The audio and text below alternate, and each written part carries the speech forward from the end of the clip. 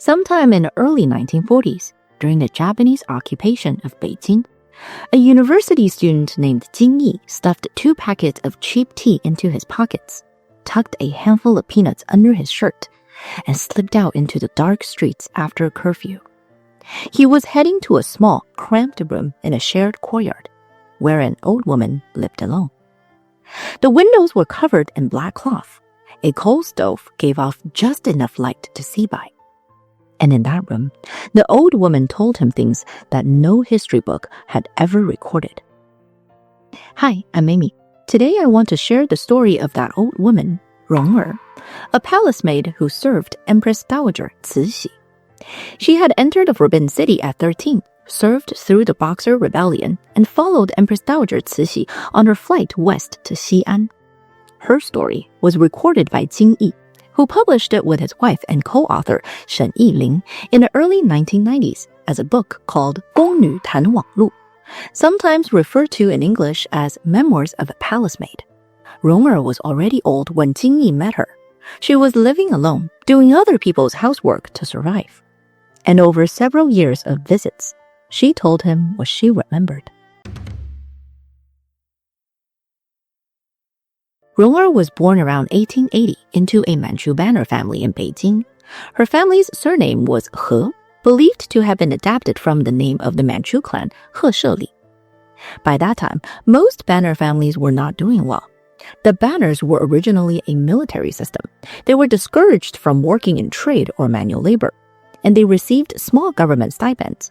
But by the late Qing dynasty, the stipends had not kept up with the cost of living, and most banner families had not seen real military service in generations. So there was a large class of men who did not work, but who were also not wealthy. And that was exactly the case for Rong family.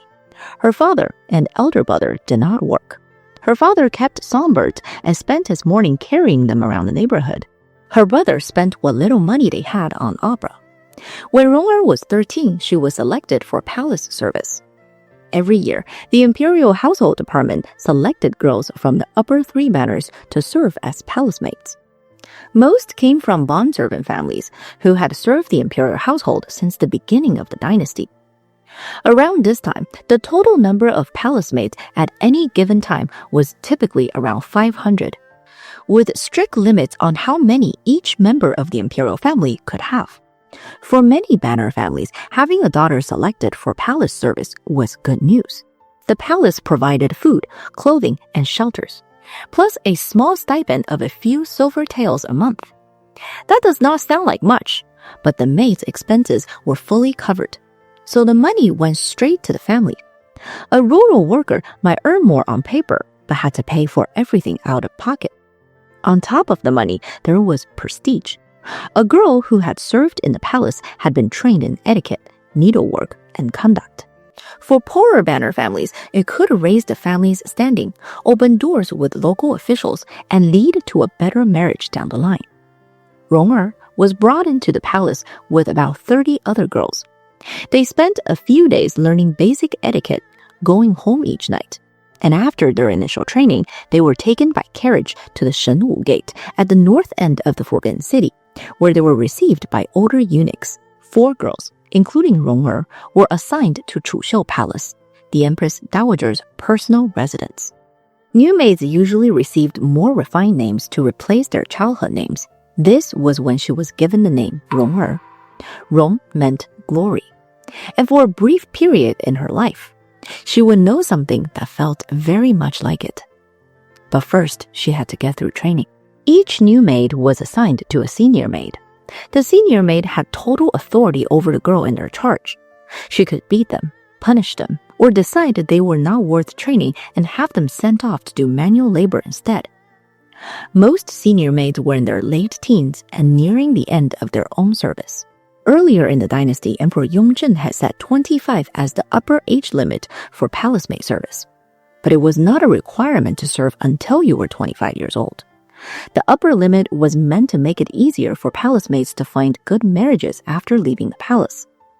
In many cases, a palace maid usually served for about 5 years before returning home. But not all palace maids left the palace after their service period. Some senior maids stayed longer, and others stayed in the palace for life, holding supervisory roles with real influence, even though they had no noble rank. Most senior palace maids were eager to leave though, but they needed to train a replacement first. So they taught hard and fast, and they took out years of frustration on the new girls at the same time. A new maid did everything for her senior maid, washed her face, combed her hair, scrubbed her body, and fetched more than 10 buckets of hot water a day. And the senior maids were particular about how they looked, so the sewing never stopped. A dress was too long, then too short. A sleeve needed taking in, then letting out.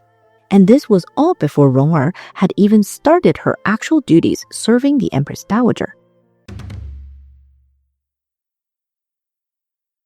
Rong-er woke before dawn each day and did not sleep until deep into the night. Sleeping had to be on the side, with legs curled, one hand resting on the body and the other extended flat, never on the back. The girls were told that spirits watched the halls at night, and a maid laying face up would offend them. There was also a private superstition among them. Never rest your chin on your hand while sleeping, because that meant a life of misfortune. Rong-er said she was hit so many times for sleeping wrong that even decades later, she still could not sleep any other way. And there was many more rules beyond how to sleep. A maid serving the Empress Dowager had to be completely clean and odorless at all times.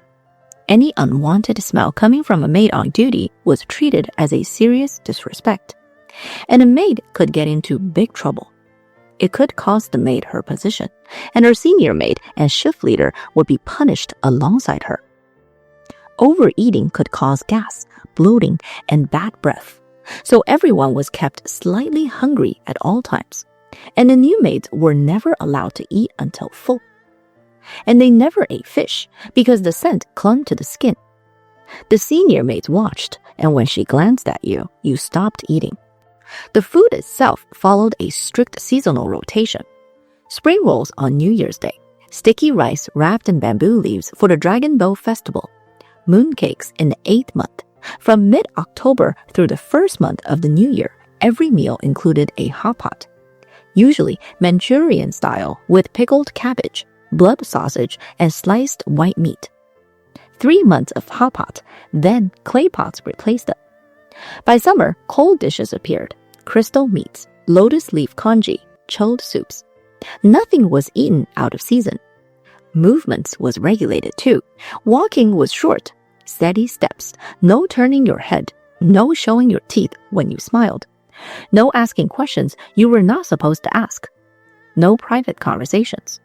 A maid was expected to know what her mistress wanted before being told, just from watching. Rong-er said that after a couple of years in the palace, she stopped being able to cry. She never left Chuxiu Palace alone during her entire service. Maids always moved in pairs, even family visits were escorted.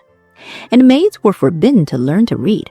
Even some eunuchs could study characters, but never the maids. All free time went to needlework and making decorative knots. After years of doing nothing else, they got very good at it. Rong-er said the girls could weave elaborate patterns fast enough to do it as a performance. Empress Dowager Cixi once told Rong-er and the other maids that she did not believe any woman trained outside the palace could match their craft. Their clothing was plain by design: green tones in spring and summer, purple-brown in autumn and winter. No rouge or lip color except during the Empress Dowager's birthday month. Glossy black braids with a red cord at the root and a small velvet flower tucked near the ear. The expectation was not to stand out. Rong-er said the palace wanted its maids to look polished but quiet, pretty but in a way that did not demand attention. Cursing was considered improper and was not allowed, because a careless word could accidentally break a taboo. But beatings were allowed, with one rule: no hitting the face. The senior maids would hit the newer maids constantly. But what the girls feared the most was not the physical punishment. Instead, being made to kneel in a corner, sometimes for hours, with no idea when it would end, was far more terrifying. Rong-er said the younger maids used to beg the senior maids to just hit them instead, because at least the pain was over quickly.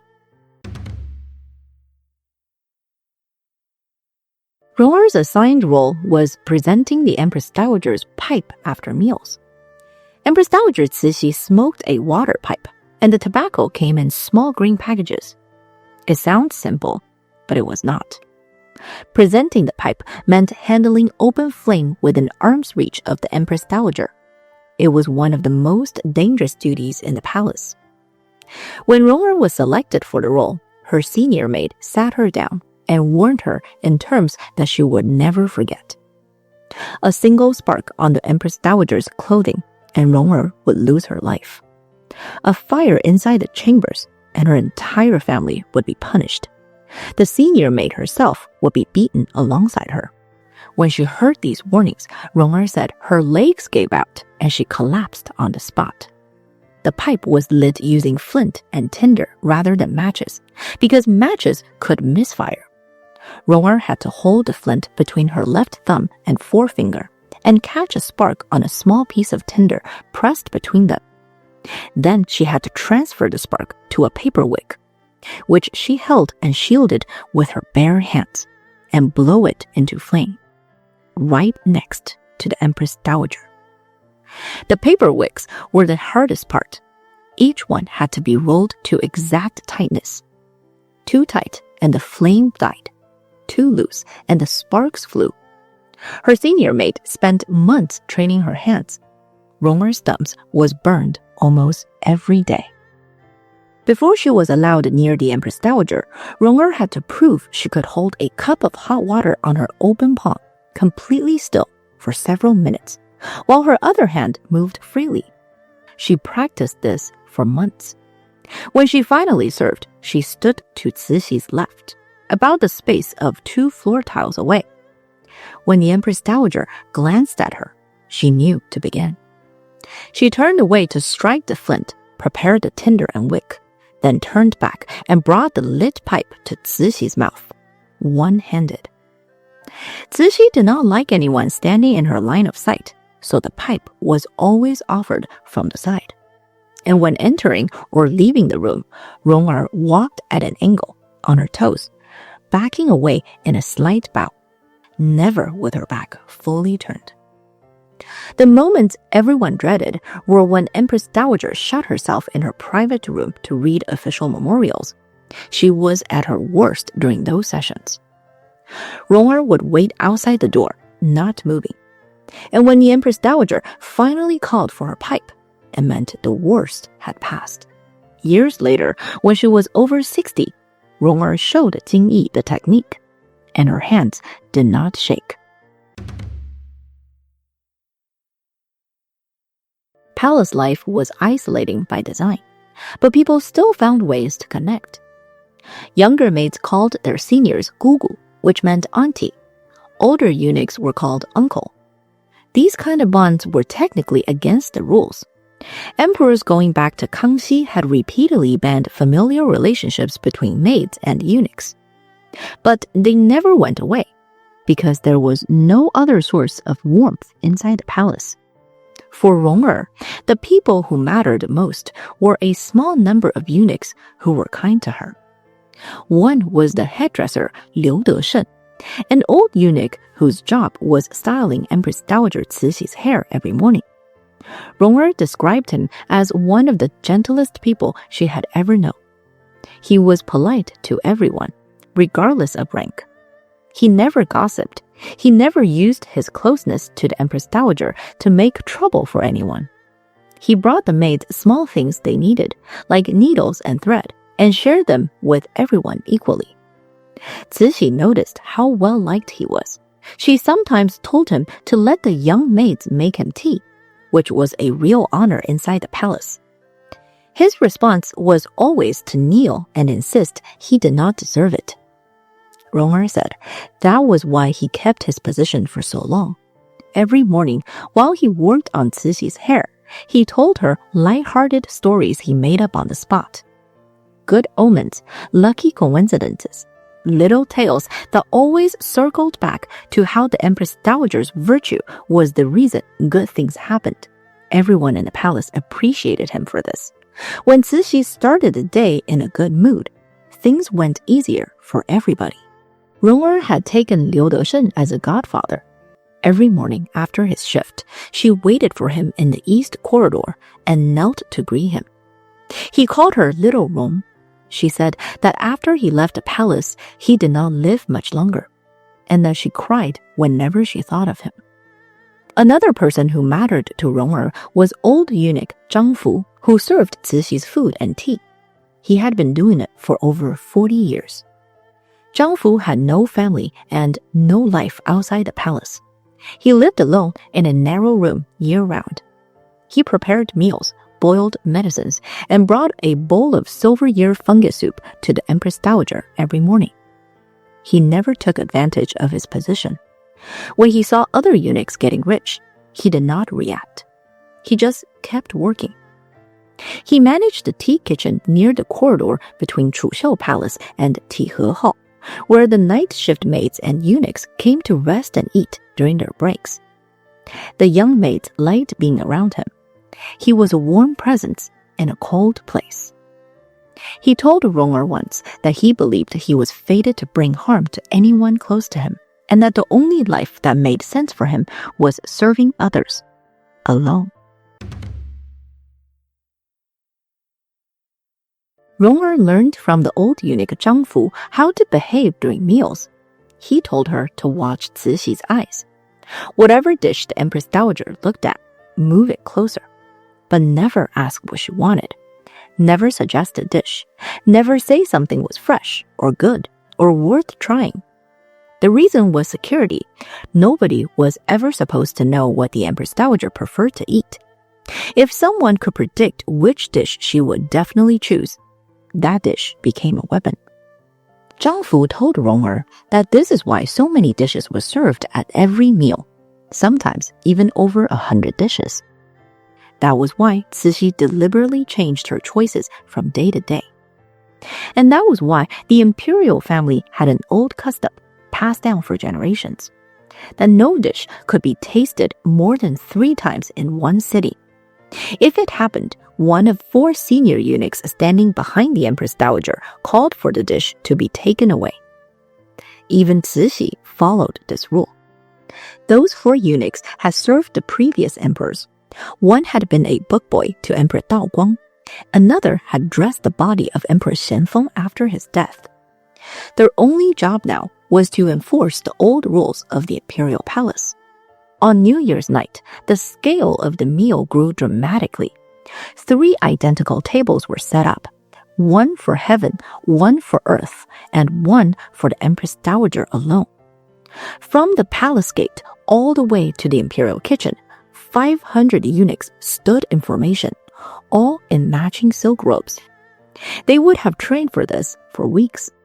The emperor presented each dish, and the empress read the dish names out loud. But it was actually the old eunuch Zhang Fu whispering the names to them as he passed them the dishes. Then, at one point during the meal, the emperor deliberately took a 3rd taste of a dish, and the lead eunuch called for it to be removed right after. It was a performance, but it was also real, a reminder of the old rules. The last dish served was always a plate of frozen dumplings left over from the previous year, traditional Manchurian food from before the dynasty crossed the Great Wall, a reminder of where they had come from.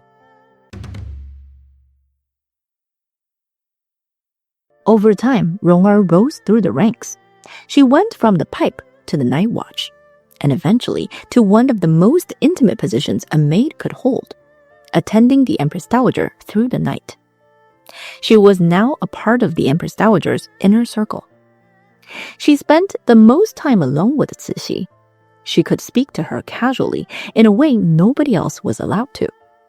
She was a senior maid now, and all of the other maids feared her. She could discipline any other maid without explanation, and if she decided to strike another maid, the girl simply had to stand there and take it. In a place like this, power did strange things to everyone. Even Empress Dowager Cixi had a reputation for being ruthless with the people around her. But with the women closest to her, the ones who attended her every night and every morning, she was different. Rong-er remembered Cixi once telling her, casually, that her braid ribbon was too short, that if she left it a little longer, it would swing when she walked, and it would look nicer. It was the kind of thing an older relative might say, a kind of attention from an older woman that Rong-er had never had, and it would stay with her for the rest of her life. Rong-er said that the Empress Dowager paid close attention to her own body and had specialist maids for her grooming. Rong-er was not directly involved in these responsibilities, but learned about how it worked by watching and listening. Some maids were responsible for taking care of the Empress Dowager's fingernails. They soaked her fingernails every night, filed and oiled them, and fitted them into silk sheaths for sleeping. Some of her nails were kept very long and maintained as carefully as jewelry. 4 other maids were assigned to help with the bathing. They worked in complete silence, coordinating through eye contact. Cixi used a separate basin for her upper and lower body. She believed the upper body was tied to good fortune and the lower body was not, and the two could never share water. Around 100 towels were used in a single bath, each one used only once. After the grooming was done and the Empress Dowager went to bed, Rong-er's shift began, usually around 9 in the evening. Inside Chuxiu Palace, there were usually 5 maids working the night shift, 2 at the bedroom door, 1 outside the dressing room, 1 outside the Empress Dowager's private chamber, and 1 inside the bedroom itself, which was the position that Rong-er held. Every night, she sat on the floor near the bed, without a cushion, all through the night. She listened to the Empress Dowager breathe. She tracked how many times she turned over, how many times she woke, whether she coughed, and whether she drank water.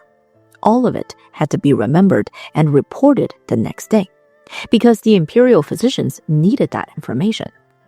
The Empress Dowager's mornings followed a specific routine. Cixi usually woke between 3 and 5.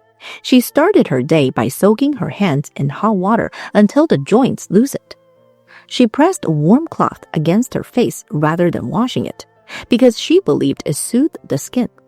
She put on light makeup before she would allow any men into the room. Cixi had her own rouge made inside the palace, and she personally oversaw the process. Every spring, tribute roses arrived from Miaofeng Mountain. The petals were selected one by one for color, grounded in a stone mortar and soaked into squares of silk. The rouge was applied to the cheeks as a faint flush, and to the lips as a single tiny dot. Cixi once said that a woman who did not bother with her appearance had given up on being alive. After her makeup was done, the old eunuch Liu Deshen was called in to style her hair. Then came breakfast, which was over 20 items, various congis, pastries, tea soups, and soy milk. After that, Cixi changed into court dress and left for the morning audience. This also marked the end of Rong-er's shift. On some days, she would go visit the old eunuch Zhang Fu's tea kitchen, exhausted and thirsty after being up all night. But work at the Chuxiu Palace continued. The moment the Empress Dowager's sedan chair left the palace, the day shift got to work. Every maid scrambled to sweep, dust, and scrub. They had about 2 hours, and when word came that the Empress Dowager was on her way back, a signal passed quietly from maid to maid, and everyone who was not supposed to be visible disappeared. By the time the sedan chair returned, the palace was once again perfectly still and quiet, just how the Empress Dowager had left it. There was a part of her life that Rong-er never wanted to talk about. Jing Yi asked her about it many times over the years, but every time she changed the subject. What he was able to piece together was this. Relationships between eunuchs and palace maids were supposed to be forbidden, but in practice, the bonds formed anyway. Eunuchs and maids were isolated together for years, sharing the same hardships. Their relationships ranged from informal family ties to something more complex. In some cases, maids and eunuchs formed romantic attachment that carried severe consequences if discovered. Other times, they maintained quiet companionship that lasted well past their years of service. But Rong'er's situation was a bit different. She was not in a relationship with a eunuch by choice. Li Lianying, the head eunuch, had an adopted son, a eunuch remembered as Liu, whose job in the palace was shaving Emperor Guangshu's hair. Eunuchs often formed these kinds of adoption bonds as a way of building networks and influence inside the palace. And Li Lianying wanted to strengthen his reach further, so he became interested in Rong'er as a wife for his adopted son. She was young and she was close to the Empress Dowager, and her family was not powerful enough to resist. Her family had no money and no connections, and was not going to turn down a relationship with the most powerful eunuch in the palace. So Li Lianying reached out to Rong'er's family directly. Eventually, a marriage agreement was reached, and even the Empress Dowager got involved somehow. By the time Rong'er knew what was happening, it was too late. After she turned 18, Cixi arranged the marriage personally. She acted as matchmaker and sent a dowry large enough to fill 8 trunks, carried through the streets in a procession. Treasures, clothing, everything. From the outside, it looked like a generous reward from the Empress Dowager to a loyal servant. After the marriage, Rong'er left the palace and moved to her husband Liu's home in Beichizi, just outside the palace walls. But Rong'er did not see this marriage as a reward. She told Jing Yi that she had been upset about the marriage for decades, but had never told anyone. That saying it out loud, even once, gave her some relief. Less than a year after the marriage, Rong'er asked to go back. She told the Empress Dowager that she missed the palace life. Cixi granted her permission to return to service. This was almost unheard of. Once a maid left the palace, she was not supposed to come back, especially since Rong'er was married now. Jing Yi believed that Cixi allowed it because she felt guilty. But Rong'er saw it differently. To her, the permission was proof that the Empress Dowager valued her more than anyone else. So she went back and continued serving Cixi. In 1900, during the Boxer Rebellion, she followed the Empress Dowager on the chaotic flight west to Xi'an. She said that she was at the palace the day Consort Zhen was killed, just before the departure west. But she did not see it happen herself. The details were told to her later by the eunuch Cui Yugui, who had been directly involved. According to his account, the Empress Dowager gave the order, and he carried it out himself by pushing Consort Zhen into a well. Rong'er knew what Cixi was capable of, but that did not change her reverence for the Empress Dowager at all. After the court returned to Beijing in early 1902, Rong'er was finally officially retired from palace maid service. It was not clear why Rong'er was forced to retire, but she remembered that her age was definitely a factor. In total, she has spent roughly 8 years inside the Forbidden City.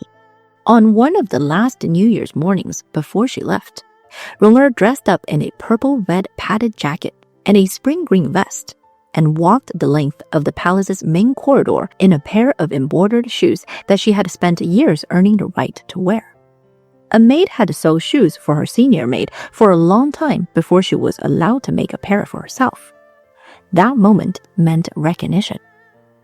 Senior eunuchs bowed when you passed. Junior ones stepped off the path with their eyes down. That morning, Rong'er ran into some friends from Empress Longyu's palace. They shouted jokes at each other across the corridor and laughed openly. 3 young women in their holiday clothes, drawing stares from everyone around them. Rong'er called it the happiest moment of her life. And she said that after that moment, everything in her life got worse. After Rong'er's retirement, she went back to her husband Liu's home in Beichizi. Like many former palace maids, life after service was not easy for Rong'er. Even with an age limit on palace maid service, former maids often struggled to find husbands because society preferred younger brides. Retired maids who found husbands often married commoners and lived modest lives. Others spent the rest of their lives in quiet companionship with eunuchs they had known at the palace. At first, living the rest of her life with Liu seemed like her future. But Liu was an opium addict and a heavy gambler, and he did not live long.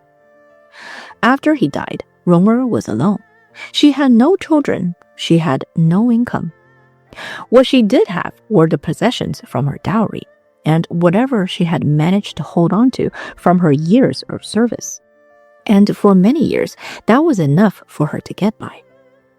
Empress Dowager Cixi passed away in 1908. Rong'er had been out of the palace for about 6 years by then. 4 years later, the Qing dynasty officially came to an end. Rong'er never spoke about Cixi's death or how she experienced the end of the Qing dynasty. After the republic was established, most Banner people avoided talking about their backgrounds entirely. In the early 1930s, Japan invaded Manchuria and Japanese influence spread into Beijing. Local thugs working with the Japanese forced Rong'er out of her home. So she had to move to a rented room near the old imperial wall. And then, a few years later, 2 masked men broke into her home in the middle of the night and took everything.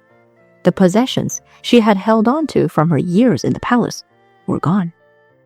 After that, Rong'er survived by doing housework for other people. It was during this period, in the early 1940s, that Jing Yi found her. Through all of it, Rong'er never let anyone say a bad word about Cixi in front of her. She might admit that palace life had been hard, but if someone else said something negative about the Empress Dowager, her face went cold and the conversation was over. She said that people came to her constantly with gossip they had picked up, that the head eunuch had really been an intact man, kept as the Empress Dowager's secret lover, that opera performers had been smuggled into the bedchamber hidden inside food containers. And Rong'er dismissed all of it. She explained that the Empress Dowager was surrounded by maids at all times, day and night. There was no moment when Cixi was alone, and no place to hide a person. She told Jing Yi that people had been asking her this kind of thing for decades, ever since the Republic began, and that the stories only got more ridiculous over time. Unless someone genuinely wanted to understand what life inside the palace had actually been like, she did not bother talking about it. And even with people she trusted, she opened up slowly, on her own terms. But when she did talk about the palace, something in her changed. Jing Yi noticed that whenever the subject turned to the Empress Dowager's routines, the meals, the mornings, the small details, Rong'er came alive. Her face brightened. She spoke clearly. She sat up. For a little while, she was not a poor old woman doing other people's laundry. She was the girl in the embroidered shoes, standing next to the most powerful woman in China. Those 8 years were the only time in her life when she had felt like she mattered. Among the Banner families in Beijing, there was a custom. When someone felt they were near the end, they visited the people closest to them one last time. They said what needed to be said. They left a small gift for the younger generation. And then they went. Around 1950, Rong'er made that kind of visit to Jing Yi's home. By then, they had known each other for nearly 10 years. She had helped care for his family during the war. She had looked after his children. When he was too sick to get out of bed, she looked after him. She brought a set of baby clothes she had made for his youngest daughter. She said her eyesight was almost gone, that she could barely manage a needle anymore. But she wanted to leave something behind. She told them she was moving somewhere outside the city. She did not say exactly where. The next morning, she left. Jing Yi never heard from her again. He spent the rest of his life trying to get her story down on paper, and that was Rong'er's story, a palace maid of Empress Dowager Cixi. That's it for today's video. If you enjoyed today's topic, don't forget to like and subscribe. Thanks again for watching, and I'll see you in the next one. Stay curious, stay magical.